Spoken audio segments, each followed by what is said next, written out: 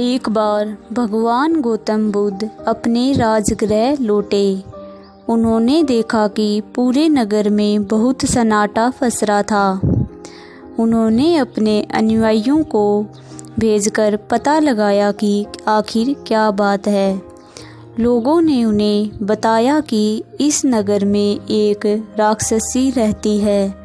वो सारे नगर के बच्चों को एक एक करके खा गई। इसीलिए लोग डर के मारे या तो नगर छोड़कर दूसरे नगर में जाकर बस गए या फिर उसी नगर में अपने घरों में छुपकर बैठे हैं। गौतम बुद्ध सारी बात समझ गए। उन्होंने लोगों का दुख दूर करने का निश्चय किया। उन्हें पता लगाया कि उस राक्षसी के कितने बच्चे हैं। जब गौतम बुद्ध के अनुयायियों ने उन्हें बताया कि राक्षसी के भी कई बच्चे हैं, तब गौतम बुद्ध उसके घर के पास जाकर बच्चों के साथ खेलने लगे और खेल के बहाने ही एक छोटे वाले बच्चे को अपने साथ लेकर आ गए। जब राक्षसी शाम को घर लौटी तो उसने अपने सबसे छोटे बच्चे को घर पर नहीं पाया। वह बहुत ज़्यादा चिंता में आ गई और ज़ोर ज़ोर से रोने लगी। जैसे तैसे करके उसने रात काटी। सुबह होते ही वह नगर में उसका नाम ज़ोर ज़ोर से पुकारकर उसे ढूंढने लगी। चूँकि वह उसका सबसे छोटा पुत्र था, इसीलिए उसका अपने उस पुत्र पर बहुत ज़्यादा मोह था।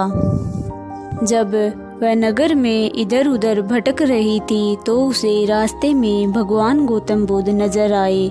बुद्ध के पास जाकर वह सोचने लगी, भगवान गौतम बुद्ध तो बहुत बड़े अंतर्यामी हैं, महान संत है, उन्हें ज़रूर पता होगा कि उसका पुत्र कहाँ है। वह जल्दी से जाकर उनके चरणों में गिर गई और रोकर कहने लगी, हे बुद्ध, मेरा सबसे छोटा पुत्र रात से गायब है। मुझे नहीं पता वह कहाँ है। वह सुरक्षित हो, उसे कोई हिंसक पशु न खा जाए, ऐसा मुझे आशीर्वाद दीजिए। भगवान गौतम बुद्ध ने कहा कि तुमने सारे नगर के बच्चों को एक एक करके मार डाला। कितनों की ही वो इकलौती संतानें थी। उनके माता पिता भी उनके बिछोए में ऐसे ही तड़पे होंगे। तुम्हें उनके बारे में एक बार अवश्य सोचना चाहिए था। आज जब तुम्हारी खुद की संतान तुम्हारी आंखों के सामने नहीं है तो तुम्हें कितना बुरा लग रहा है। क्या तुमने कभी सोचा कि जिन माँ बाप की संतानों को तुमने जान से मार डाला, उन पर क्या बीती होगी? उनके बिछोहे में वो कैसे जी रहे होंगे? तुम्हें एक बार सोचना चाहिए था। राक्षसी के जैसे नेत्र खुल गए। वह पश्चाताप की अग्नि में जलने लगी और गौतम बुद्ध से कहने लगी, बुद्ध, आपने मेरी आंखें खोल दी। मैंने बहुत बुरे कर्म किए हैं।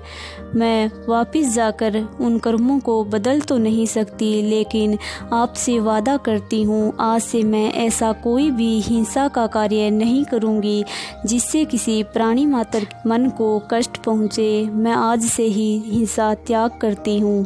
ऐसा कहकर वो एक साधारण स्त्री की तरह अपने घर में चली गई और हिंसा को त्यागने का दृढ़ निश्चय कर लिया।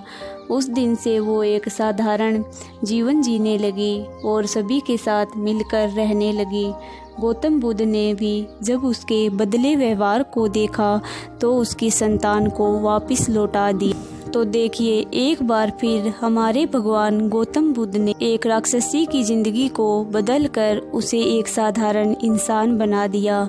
गौतम बुद्ध की वाणी और व्यक्तित्व में ऐसा प्रभाव था कि उनके संपर्क में जो भी आता था उसका हृदय परिवर्तित हो ही जाता था।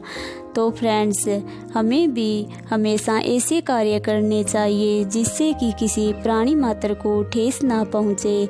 और हमारा इतिहास ऐसी गौरवपूर्ण कहानियों से और उदाहरणों से भरा पड़ा है कि अगर हम उस राह पर चले तो हमारा जीवन भी गौरवशाली हो सकता है।